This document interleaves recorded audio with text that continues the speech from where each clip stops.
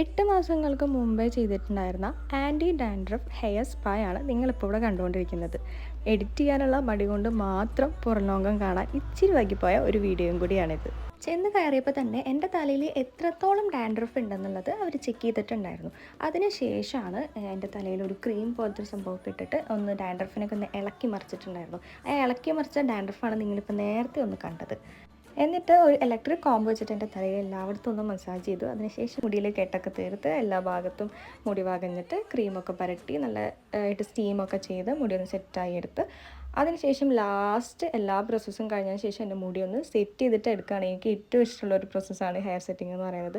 1 മണിക്കൂറിൻ്റെ ഉള്ളിൽ തീരുന്നു കരുതിയതായിരുന്നു ഞാനത്. പക്ഷേ ഒരു 2.5-3 മണിക്കൂറോളം എടുത്തു എൻ്റെ ഈ ഒരു മുടി ഈ ഒരു കോലത്തിലേക്ക് എത്തിക്കാൻ വേണ്ടിയിട്ട്.